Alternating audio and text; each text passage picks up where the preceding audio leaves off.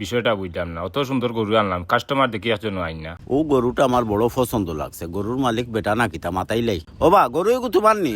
ওই ওই গরু গো আমার বাস আছে।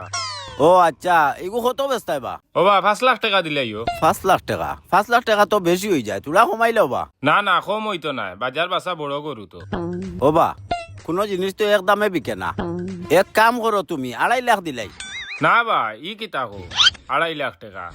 আর কইরাম তুমি মুরব্বী মানুষ, কইছে জায়গা যাও, পাইছো যাও নেও গিয়া। দিলেইছো জাগাত, তে চলো সিট করিলাই গিয়া।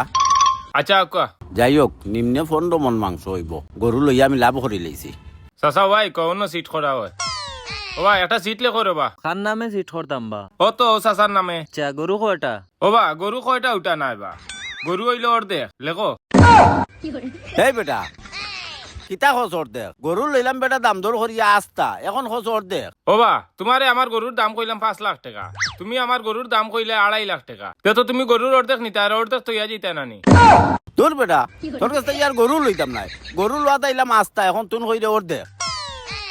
চিন্তা করি ইয়া দেখলাই নিবা ভাই, 5 লাখ টাকার গরু বেটা 2.5 লাখ দাম কইছে, তো অর্ধেক নিত নানি। তুমি কোন বাড়ে বেটারে কইলা গরু অর্ধেক নিত কি? দেখি রে বা, সামনে থেকে ওরিয়া যাও, অর্ধেক করি আবার কুরবানি গরু বিকেনি।